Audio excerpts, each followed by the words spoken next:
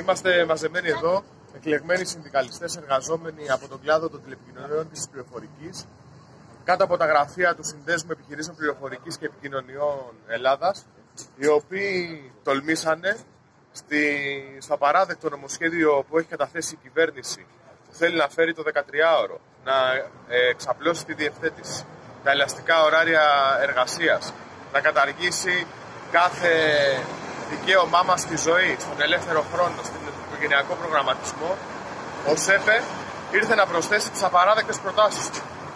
Οι επιχειρήσεις πληροφορικής και των τηλεπικοινωνιών που μετράνε κάθε χρόνο δις κερδών και κοκορεύονται για αυτά, θέλουν να τα αυγατήσουν πολύ παραπάνω και έχουν βρει τον τρόπο.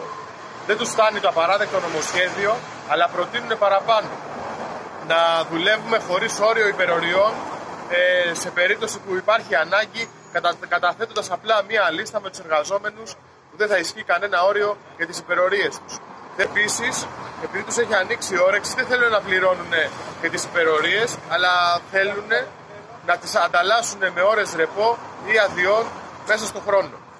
Θέλουν να πληρώνουμε μόνοι μας τις εκπαιδεύσεις μας από το μισθό μας, εκπαιδεύσεις οι οποίες γίνονται με σκοπό να παράξουμε περισσότερα για τους ίδιους. Οι ορέξεις εργοδοσίας που εκφράζονται μέσα από τον ΣΕΠΕ, τον σύνδεσμό τους, που αριθμεί πάνω από 220 εταιρείες μέλη, μεταξύ των οποίων όλες οι μεγάλες επιχειρήσεις του κλάδου ονειρεύονται ένα τέτοιο μέλλον για μας. Οι εργαζόμενοι ωστόσο δεν είμαστε μόνοι, έχουμε τα σωματεία μας, έχουμε τους αγώνες μας, έχουμε τις διεκδικήσεις μας και θα δώσουμε την πρώτη μεγάλη απάντηση στην μεγάλη απεργία της 1ης Οκτώβρη, 10:30 στα Προπήλαια. Επίσης στέλνουμε ξεκάθαρο μήνυμα στην εργοδοσία.